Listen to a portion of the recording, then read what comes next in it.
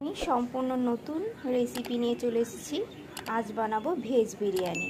তার জন্য আমি কয়েকটা ভেজিটেবলস নিয়েছি। এর মধ্যে আমি ফুলকপি, আলু ও গাজরটাকে প্রথমে সিদ্ধ করে ভেজে নেব। আপনারা চাইলে এখানে আরও ভেজিটেবলস অ্যাড করতে পারেন। ভেজিটেবলসগুলো আমি কষিয়ে নেব একটু। তো সাদা তেল এবং একটু ঘি দিয়ে আমি রান্নাটা করব।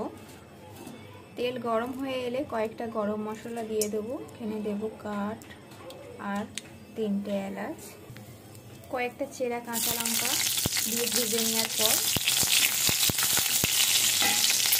এখানে পেঁয়াজ কুচি অ্যাড করে দেবো। পেঁয়াজটাকে ভালোভাবে লাল লাল করে ভেজে নিতে হবে। পেঁয়াজটা ভাজা হয়ে যাওয়ার পর আমি এখানে দিয়ে দেবো টমেটো কুচি আর দিয়ে দেবো এখানে মটরশুঁটি আর ছোলার ডাল। এটাকে আমি ভালোভাবে ফ্রাই করে নেব। সমস্ত রকমের মশলা অ্যাড করে দেবো। দিয়ে দেবো আদা রসুন, হলুদ গুঁড়ো, লঙ্কা গুঁড়ো পরিমাণ মতো, জিরে গুঁড়ো। আমি মশলাটাকে এর সাথেই কষিয়ে নেব। এর সাথে সাথে টমেটোটাও সেদ্ধ হয়ে যাবে।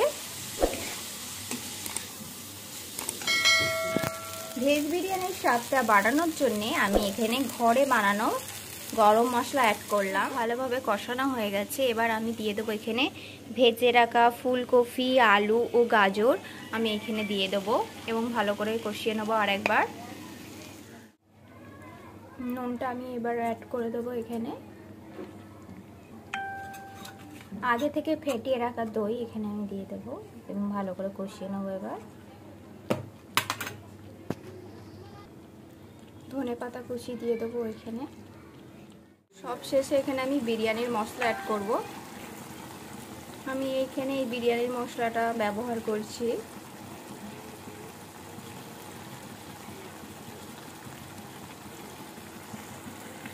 তরকারিটা তৈরি হয়ে গেছে। এবার আমি পাটে পাটে দম দিয়ে নেব বিরিয়ানিটা। বিরিয়ানির জন্য এখানে আমি ভাত করে নেব। তার জন্য কতগুলো গরম মশলা, তেজপাতা দিয়ে পানিটাকে ভালো করে ফুটে এলে তারপরে এর মধ্যে আমি চালটা দিয়ে, পানিটা খুব ভালোভাবে ফুটে গেছে। এখানে আমি লেবু অ্যাড করে দেবো।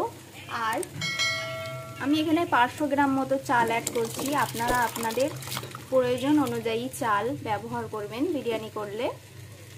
এখানে আমি 1 চামচ নুন দিয়ে দেবো এবং ভালোভাবে আধ সেদ্ধ করে নেবো ভাতটাকে। আমি বিরিয়ানিটাকে দম দিয়ে নেবো। তার জন্য আমি এখানে 2টো পাটে সাজিয়ে নেব। প্রথমে ভাতটা দেওয়ার পর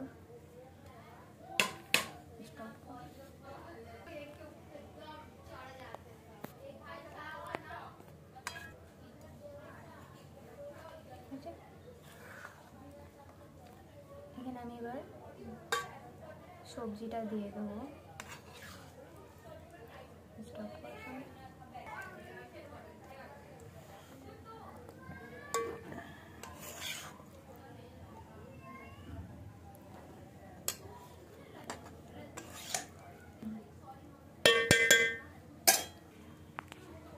একটু বেরেস্তা ছড়িয়ে দেবো।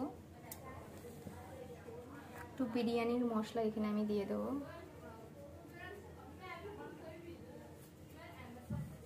উপরে ভাত দিয়ে দেবো। এবার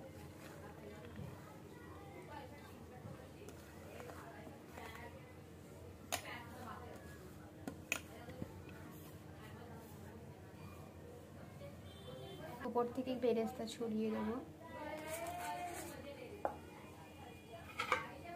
আর একটু ধনেপাতা।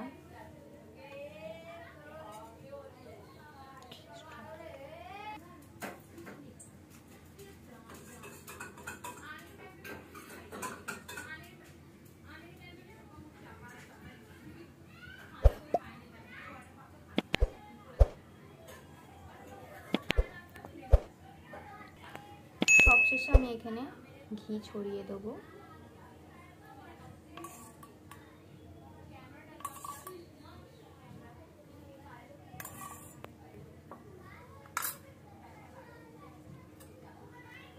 আর একটুখানি কালার দিয়ে দেবো।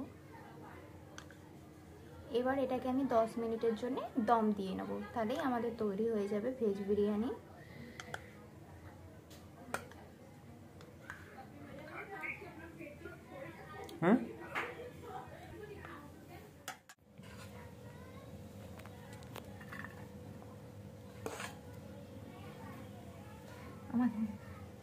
আমাদের ভেজ বিরিয়ানি রেডি হয়ে গেছে আর খুব সুন্দর সুগন্ধ বেরোচ্ছে।